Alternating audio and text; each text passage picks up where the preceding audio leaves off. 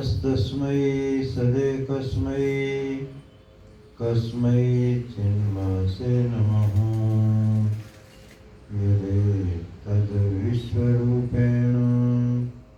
राजते पुरुराजते।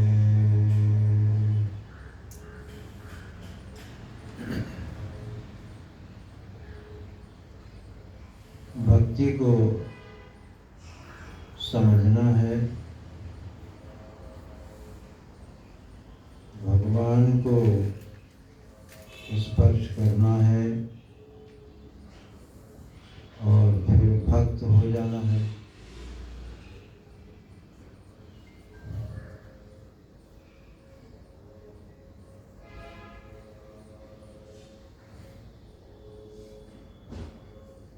भगवान क्या है? नारद दर्शन के अनुसार अस्मिन् माने आत्मा। तो भक्ति क्या हुई? आत्मानुसंधान।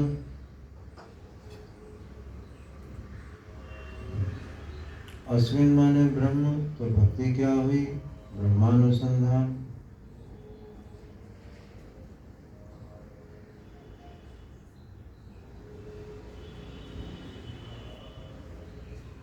अनन्य भक्ति कहा जाता है। तो अनन्य क्यों कहा जाता है? इसलिए कहा जाता है कि अन्य के प्रति भक्ति हो नहीं सकती, अन्य के प्रति प्रीति हो नहीं सकती। क्यों? क्योंकि सुख में सबकी प्रीति सहज है। प्रीति भक्ति हमें प्राप्त है, भगवान उपस्थित हैं, तो फिर क्यों नहीं होती उधर रुझान? इसलिए कि जो हमें प्राप्त है प्रीति भक्ति, वो विषयों में बिखरी हुई। कभी कोई चीज अच्छी लगती है, कोई 10 चीज अच्छी लगती है, तो हमारी प्रीति जो है वो भटकी हुई है चारों तरफ, इधर उधर। कभी कुछ अच्छा लगता है, कभी कुछ अच्छा लगता है। अच्छा तो लगता है, ये तो हमारे में है कि हमें हमारे पास प्रीति है, पर उसके लिए विषय आ गया और आशय जो है, जो उसको जान रहा है निरंतर, उधर से ध्यान हटा दिया गया। इसलिए भक्ति कठिन दिखाई पड़ती है। नहीं तो सुलभ है। भक्ति रहती कहाँ है? अपने घर में। घर है उसका, उसे आश्रय कहते हैं वो संस्कृत में, आश्रय। भक्ति का आश्रय भगवान है, वो भगवान में रहती ही है, अपने में रहती ही है। तो फिर क्या हुआ? फिर अपनी तरफ से ध्यान हट गया और विषयों की तरफ ध्यान चला गया। तो ये जानबूझ के षड्यंत्र किया हुआ है हमारे साथ में।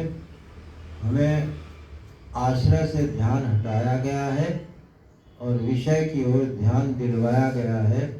जैसे बच्चा आता है तो उसे कहते हैं देख बंदर आया, झुंझुने पकड़ा देंगे, खिलौने पकड़ा देंगे, मैंने उसको बाहर की तरफ जबरदस्ती उसको बाहर की तरफ खींचेंगे। अब जब वो बहिर्मुख हो जाता है तो अब वो प्रीति जो है वो उस बाहर के विषयों में घूमती रहती है। अब वो पसंद नापसंद के चक्कर में पड़ जाता है, ये मुझे अच्छा लगता है, ये अच्छा नहीं लगता है। अगर उसे आशय की ओर पहले दिखा दिया जाए, जैसे सनत कुमार, ध्रुव, इनको पहले आशय दिखा दिया गया, हमेशा के लिए मुक्त हो गए, अब व्यवहार कर लो, कुछ बिगड़ने वाला नहीं है। और व्यवहार भी बहुत बढ़िया होता है। आपको पता है जो कर्म में कुशलता है उसको योग कहा है गीता में। तो कर्म में कुशलता आ जाती है अगर उसे आश्रय का पता लग जाए, तो अपना वो आश्रय की तरफ प्रीति अपना स्वाभाविक है। जो आनंद स्वरूप है उसके प्रति प्रीति स्वाभाविक है, क्योंकि सुख के प्रति सबकी प्रीति होती है, दुख से तो किसी की प्रीति होती नहीं है। तो प्रीति हमारे पास है, उसके सामने विषय परोसे गए हैं और उसमें बताया गया है, महिमा सुना सुना के अतिशयोक्ति अलंकार का प्रयोग करके बढ़ चढ़ के महिमा सुनाई गई है विषयों की। अभी कोई नई चीज निकलेगी, उस एडवर्टाइज में खूब भरेंगे तारीफ पर तारीफ, अब उसके प्रति प्रीति जगा देंगे, क्योंकि महिमा से प्रीति घूम जाती है, वो उधर की ओर चल पड़ती है। जिसकी महिमा सुनती है उधर की ओर रुझान हो जाता है। तभी ये सारे हमारे भागवत ग्रंथों में, उपनिषदों में ईश्वर की स्तुतियाँ की जाती, उनकी महिमा बताई जाती। अब एक बार विषय की प्रीति आ गई तो अब ईश्वर के प्रति प्रीति में बाधा तो पड़ी गई, हो नहीं पाती। यही कारण है कि आत्मज्ञान भी नहीं हो पाता, क्योंकि आत्मा के प्रति जिज्ञासा होगी ही नहीं।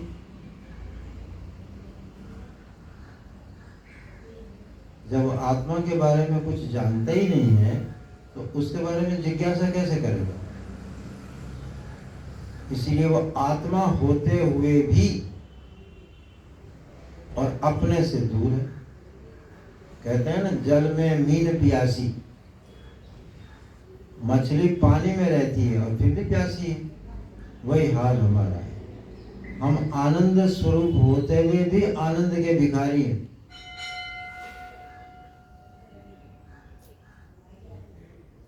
तो फिर जब देखा कि आनंद चाहिए सबको, तो उसके सामने छोटे छोटे जुगनू जैसे सुख ला के रख दिए गए, वो बेचारा बहक जाता है जीव और उसी में फंस जाता है और जिंदगी भर सुख बटोरता बटोरता उसका काम पूरा होते ही नहीं है, ऐसे ही अभाव में चला जाता। उसके दो तरीके हैं, एक तो उसे बहका दो, एक उसे सुला दो। तो मादकता है, प्रमाद शब्द है ना, प्रमाद में प्रमाद मद। आप किसी को नशा दे दो, बस वो शांत पड़ा रहेगा, उसके अंदर कोई जिज्ञासा, मुमुक्षा, श्रद्धा कुछ नहीं रहेगी। अब वो होता कहाँ है? होता है वो अपने में, मगर उसे पता नहीं होने से वंचित। ज्ञान का यही अर्थ है कि चीज तो है पर वो पता नहीं होने से वो अनमिली सी है, पहचान नहीं है। पहचान हो जाए तो कण कण में भगवान है, कण कण में आनंद है, अपने में ही आनंद है, सब में आनंद है। तो देखो, गीता का श्लोक है 13वें अध्याय का, और श्वेताश्तर उपनिषद में भी यही मंत्र है, ज्यों का त्यों। सर्वतः पाणिपादम तत्, सर्वतः अक्षि शिरोमुखम, सर्वतः श्रुतिमल्लोके सर्वमावृत्य तिष्ठति। अब जिसके प्रति जो आनंद है वो तो कण कण में, रोम रोम में मौजूद है। अब उधर ना तो पहचान है ना रुझान है, और ना कोई पहचान कराने वाला है ना कोई रुझान कराने वाला है। सब बाहरी रूपरेखा में उलझे हुए। इसीलिए नारद भक्ति दर्शन भी ज़्यादा प्रचारित नहीं हुआ समाज में, क्योंकि अगर वो भक्तों में भी, जब भक्ति दर्शन है तो वृंदावन में, अयोध्या में इसका बहुत प्रचार होना चाहिए था, पर नहीं है, क्योंकि वो बाहरी रूपरेखा में सब उलझे हुए।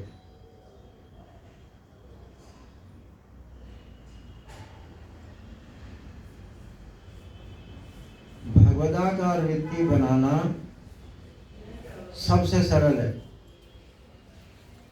और उसी को सबने दुर्लभ कर रखा, क्योंकि बताया नहीं जाता। भगवदाकार वृत्ति क्या है? आत्माकार वृत्ति। आत्मा क्या है? जो सुषुप्ति में शेष रहता है वो कितना सरल है। किसको नहीं पता होता सुषुप्ति किसको नहीं आती। स्वयंता क्या है? अपनी आत्मा, सुषुप्ति शेष। उसके प्रति प्रीति कहाँ कठिन है, उधर ध्यान देते रहो, परम प्रेम हो जाएगा। प्रेम भी नहीं। तो इस तरह से नारद जी ये कहते हैं कि अस्मिन, जो ये सबसे निकटतम है, अन्य नहीं है, स्वयं है, उधर ध्यान देना ही भगवत भक्ति।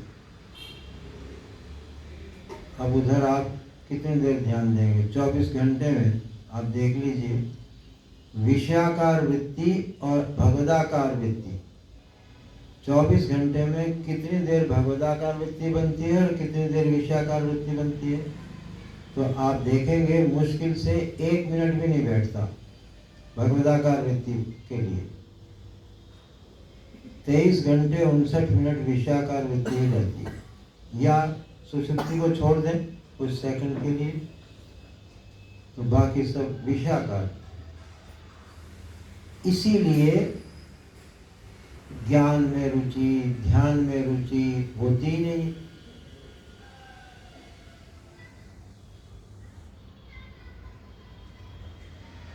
उपस्थित वस्तु के प्रति सिर्फ स्वीकृति चाहिए।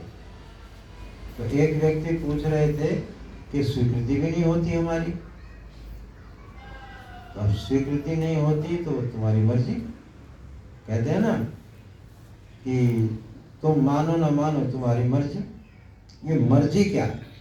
ये मर्जी है हमारी स्वतंत्रता, आत्मा की स्वतंत्रता है। आत्मा सर्वतंत्र स्वतंत्र है।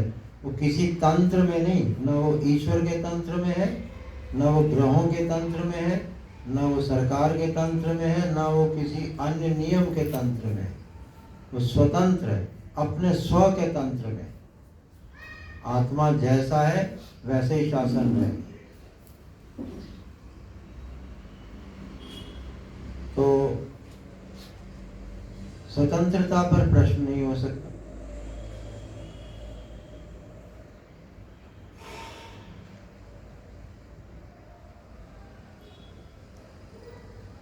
हम करें ना करें, अन्यथा करें, हम माने ना माने, कुछ गलत मान ले, ठीक मान ले, हमारी मर्जी। ये जो मर्जी है यही स्वतंत्रता है। और अब परमात्मा को आप उपस्थित हैं, आप देखो ना देखो आपकी मर्जी। तो यहाँ इतनी स्वतंत्रता है, तब उस पर कोई रुकावट नहीं है, तो फिर क्यों नहीं होता? जब कोई रोकने वाला नहीं है, मना करने वाला नहीं है, तो फिर क्यों नहीं हाँ होती? इसका अगर तर्क ही लेना है तो इसका उत्तर फिर यही है, कुसंग। शुरू से माता पिता ने नहीं जाने दिया ध्यान, शिक्षकों ने जाने दिया, समाज ने नहीं जाने दिया ध्यान, बस तो यही रहेगा। इसको कुसंग कहते हैं। इसीलिए भक्ति के जो बाधाएं हैं उसमें एक बहुत बड़ी बाधा को नारद जी ने कहा है दुसंग। वो कुसंग शब्द का प्रयोग नहीं करते, दुसंग, बुरा संग, जो हमें विपरीत दिशा में ले जाए, वो दुसंग।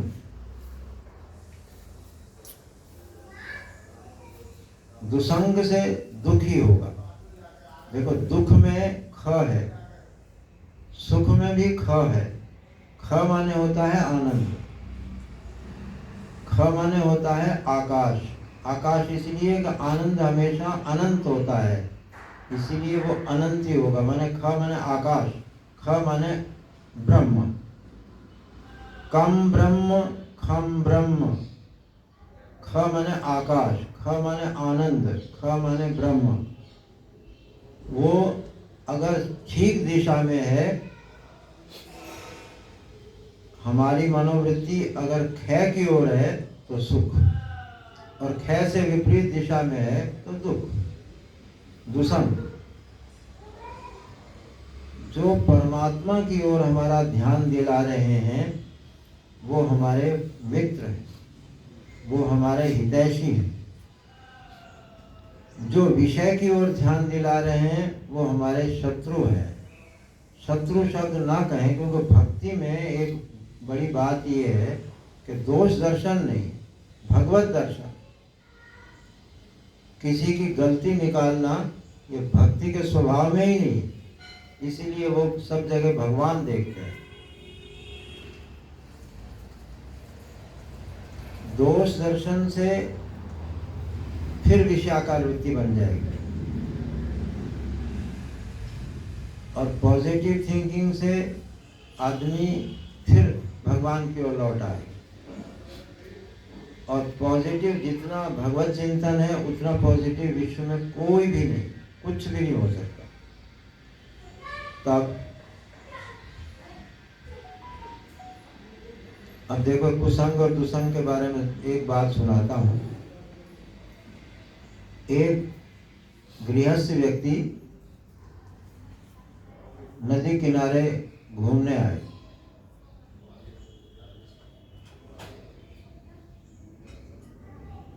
तो पत्नी को वहाँ प्रेग्नेंट थी, वो वहाँ बच्चा हो गया नदी किनारे, उसे वहीं छोड़ के वो लोग चले।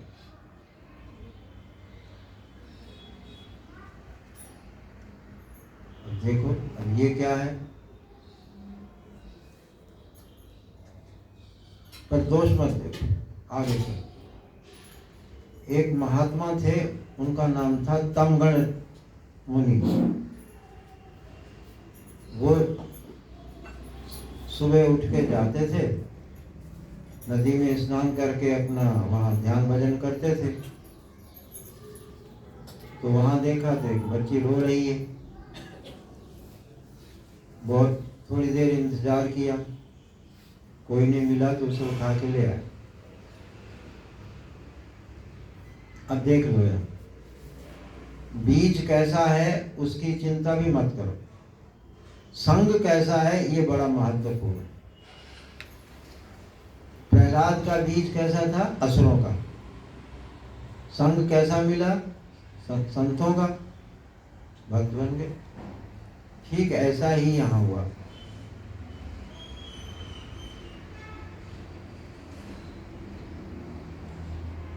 उन्होंने गांव के एक परिवार को बुलाया और उसे कहा, इस बच्ची को तुम पालो।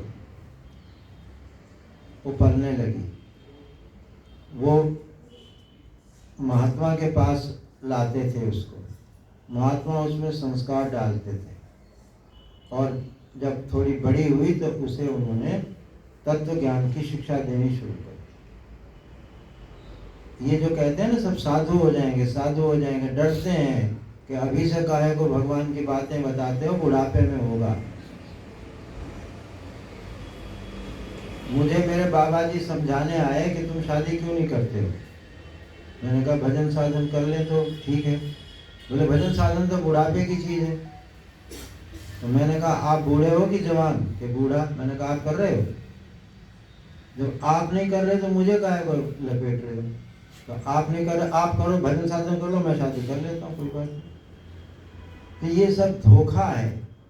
ये सब लोग, कुसंग लोग गलत गलत तर्क दे करके आदमी को बहकाते हैं। बाकी सीधा सरल यही है। अब वो सुनिए,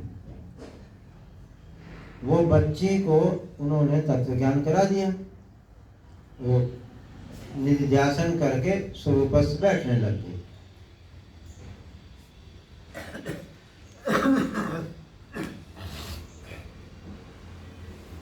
ठीक है, आश्रम में अपना व्यवस्था करती थी, अपने गुरु जी की सेवा करती थी, रहती, बस ठीक है। उस देश का राजा ने, उस देश का राजकुमार कभी उधर घूमने के लिए निकला तो वो कहीं बाहर खड़ी थी, उसकी नज़र पड़ गई। उसने कहा ये लड़की इतनी तेजस्वी लड़की, ये यहाँ जंगल में रह रही है, इसे तो राजमहलों में होना चाहिए था। तो वो उधर की ओर आया और उसने उस लड़की से पूछा। उस लड़की का नाम था हेमलेखा। उससे पूछा कि तुम यहाँ कहाँ रहती हो, तुम्हारा क्या काम है यहाँ? उसने कहा मेरे यहाँ पिताजी हैं, गुरु हैं, उनके पास रहती हूँ, उनकी सेवा करती हूँ। बोले उनसे हमें मिलवाओ। तो बिठा दिया, स्वागत सत्कार किया। जब कमगण ऋषि आए नदी तट से लौट के 12-1 बजे, तो अब वो उन्होंने समझ लिया कि ये आदमी लड़की के प्रति इतना रुचि क्यों ले रहा है। तो उसने कहा हमने तुम कुछ मत बोलो, हम समझ गए, तुम इसको ले जाना चाहते हो तो लड़की जाना चाहे तो ले जाओ। देखो ऋषि का भी देखो, इतना पाला पोसा सब किया, शिष्या बन गई, सब कुछ हुआ, मगर मोह नहीं हुआ। ये है ज्ञान का प्रभाव।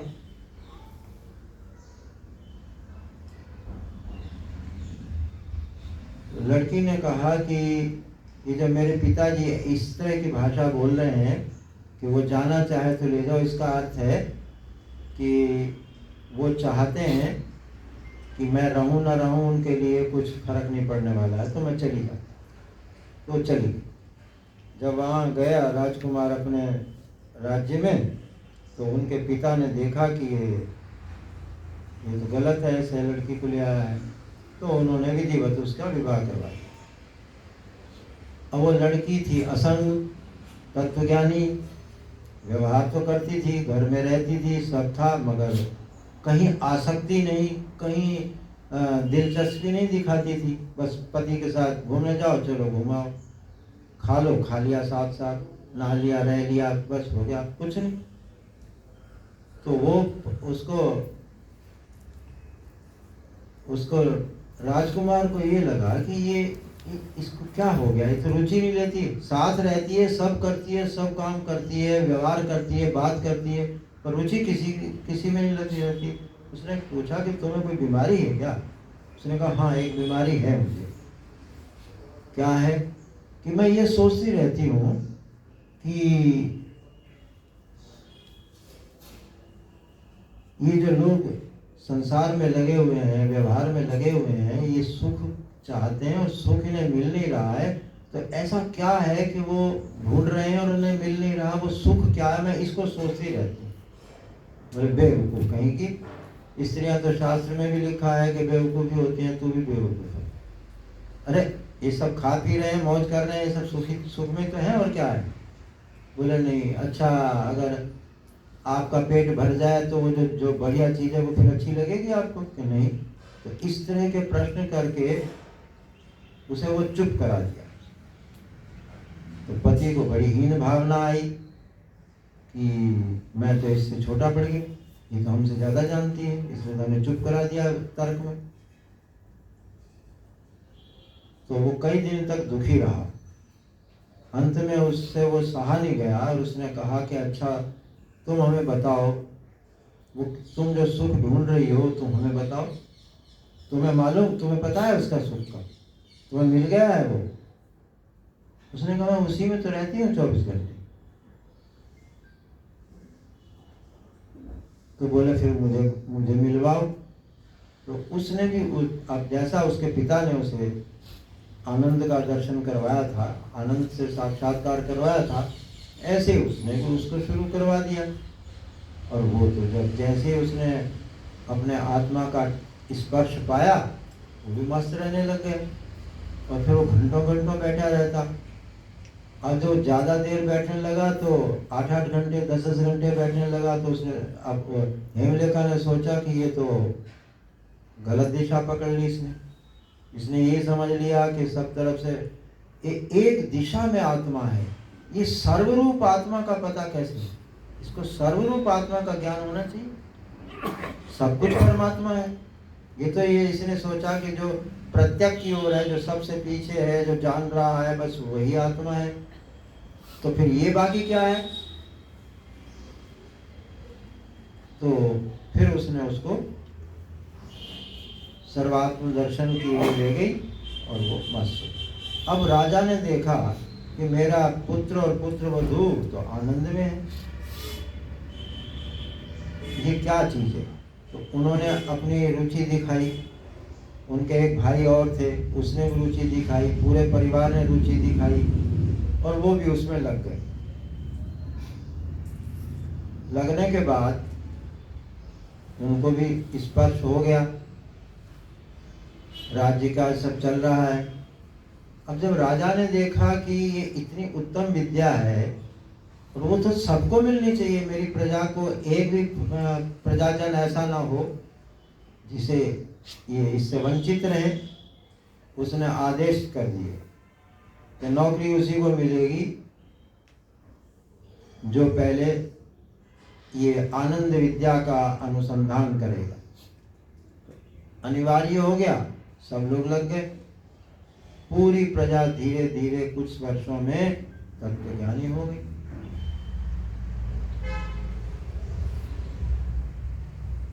तो वहाँ त्रिपुरा रहस्य में ये आया है कि जब सनातन सनत कुमार उस राज्य में गए तो जैसे ही उस राज्य में प्रवेश किया तो वहाँ तो पक्षी भी इसी तरह से जी रहे थे और वो तत्व ज्ञान की चर्चा करते थे।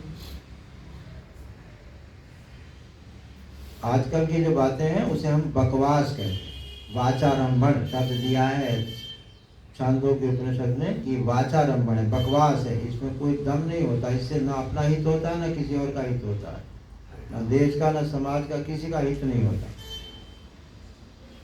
तो अब देखो, एक लड़की ने पूरे राज्य को तत्वज्ञानी बनाया। ये है संघ का प्रभाव। एक व्यक्ति सबको बदल सकता है परंतु शक्ति के साथ। अगर ये राजा लोग, ये नेता लोग किसी ऋषि और तत्वज्ञानी के संपर्क में रहें तो ये पूरा भारत फिर से तत्वज्ञानी हो जाए, क्योंकि शक्ति के बिना ये चीज फैलती नहीं है। इसीलिए उनके पिता थे उस हेमलेखा के, वो बेचारे कुछ नहीं कर सके, तो लड़की के माध्यम से वो शासन में चली गई। शासन के पास शक्ति होती है, उससे वो बात सब जगह फिर पहुंच गई। तो इसी तरह से परिवार में, परिवार का उदाहरण देखना हो तो मदालसा को देख लो। मदालसा क्या करती थी? मदालसा एक बहुत अपनी भारतीय नारी हुई है जिसने अपने बच्चों को तत्वज्ञान का उपदेश दिया और सब बच्चे उसके तत्वज्ञानी हो गए। उसकी लोरी सुन, देखो तुम, लोरी उसकी क्या थी? शुद्धोसी बुद्धोसी निरंजनोसी, ये लोरी है। ये हुल्लू लुल्लू कुछ करने वाले जो आजकल है, इससे क्या होने वाला है?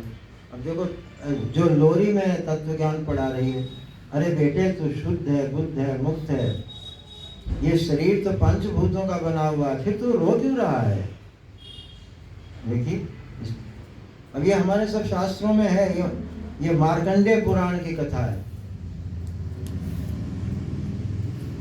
शुद्धोसी रेतात न तेस्ति नाम, अरे बेटे तू शुद्ध है, तेरा कोई नाम वाम नहीं है, ये तो शरीर का नाम हमने अभी अपने व्यवहार के लिए रख दिया है, और ये शरीर पंचभूतों का बना हुआ है, तो तू किस उद्देश्य से रो रहा है ये तो बता। यानम क्षितौ यानगतश्च देहो, एक सवारी है, वो धरती पर चलती है, उसमें एक पुरुष बैठा है, उसको भी कोई और पुरुष जान रहा है, ये ऐसे शरीर का वर्णन करती है। यानम क्षितौ, धरती पर एक वाहन रथ चल रहा है, उसमें एक पुरुष बैठा है, उसका भी कोई दृष्टा उसे जान रहा है। ये लोरियां हैं, हमारी भारतीय संस्कृति की लोरियां हैं। अब ऐसा यदि हो तो फिर वो कैसे कहेगा कि मैं स्वीकृति नहीं देता या मुझे बड़ी बाधा है, होता नहीं है। वो ये कहो कि छूटता नहीं है, ऐसी स्थिति होगी। तो भक्ति बहुत सरल है, ज्ञान उससे भी ज्यादा सरल है, क्योंकि ये वस्तुएं हमें प्राप्त है, भक्ति प्राप्त है, वो बिखरी हुई है विषयों में। तो उधर विषयों की निंदा ना करके उन्हें भगवत रूप देखो, जैसा कि गीता और श्वेताश्वर उपनिषद का ये मंत्र और श्लोक, ये दोनों मंत्र भी है श्लोक भी है। उपनिषदों में जो श्लोक होते हैं उन्हें मंत्र कहते हैं, और गीता में जो होते हैं वो श्लोक कहलाते हैं। तो मंत्र भी है, श्लोक भी है। माने मंत्र का अर्थ होता है किसी ऋषि को ध्यान में उसका साक्षात्कार हुआ है।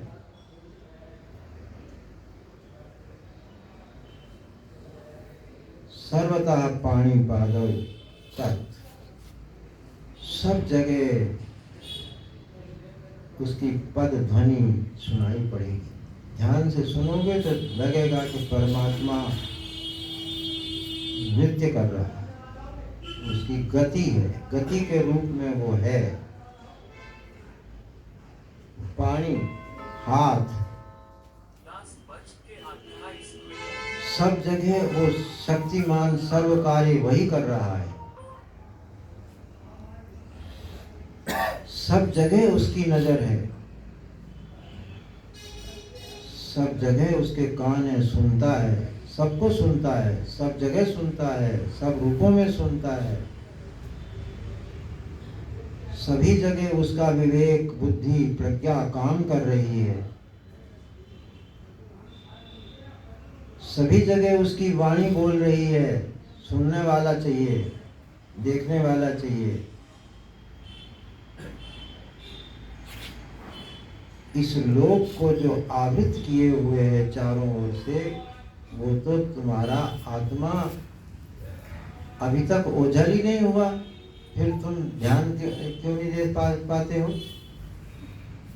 देखो, तो अगर ये तुम्हारे ध्यान में आ जाए कि एक अस्तित्व, महान अस्तित्व है। अस्तित्व माने होता है, अस्ति माने है, अस्तित्व माने है का भाव। अस्तित्व मौजूद है, तो बस ध्यान भर जाने की जरूरत है, मिल गया। उसके मिलने की इंतजार क्या करनी। परंतु नारद जी ये कहते हैं कि बिना भक्ति के, बिना प्रीति के आप किसी को पूरी तरह से जान नहीं सकते। यावान यश्चास्मि तत्वतः, वो कैसा है, कितना है, क्या है, ये सब बिना अनन्य भक्ति के जान नहीं सकते। इसलिए कल जो मैंने बताया था आपको कि व्यास जी ने जो भक्ति की परिभाषा की है वो यही की है, एकांत भक्तिर गोविंदे। गोविंद में, गोविंद माने विषय नहीं होता, गोविंद माने आश्रय होता है।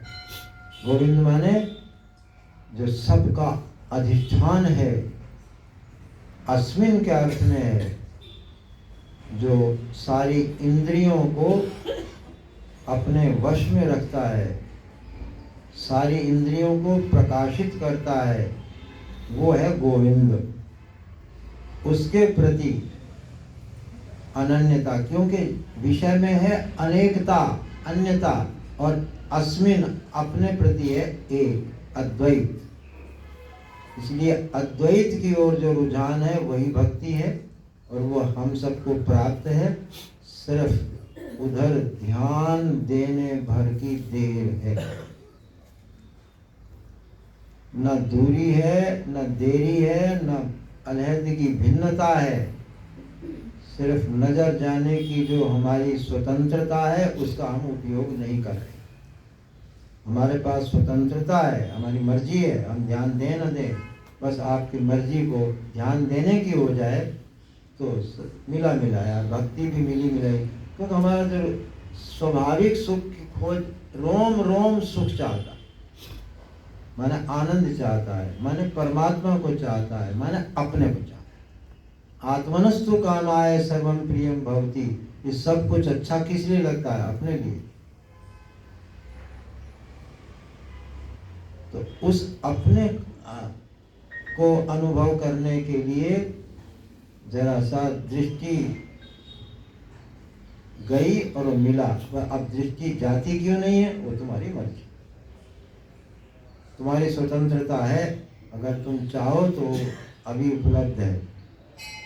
इसी प्रकार की जो सिद्ध भक्ति है उसको नारद जी यहाँ बता रहे हैं।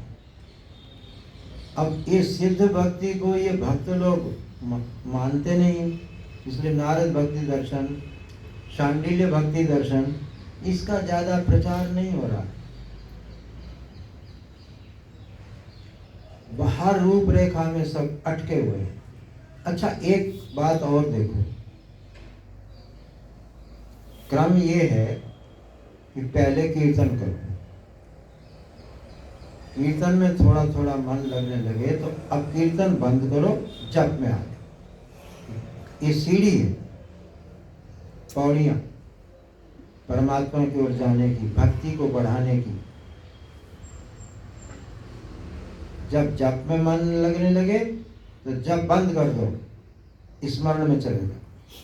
जब याद आने लगे तो स्मरण में चले जाओ। जब स्मृति करते करते प्रीति होने लग जाए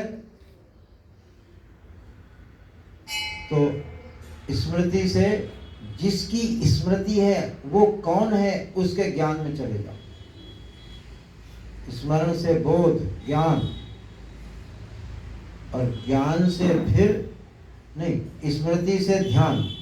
जब स्मृति लगातार होती है तो उसको ध्यान कहते हैं। स्मृति से ध्यान में चले जाओ, ध्यान से उसका ज्ञान हो जाएगा तो ज्ञान में चले जाओ। ज्ञान के बाद वही सर्व रूप है, सर्वात्म भाव में आ जाओ।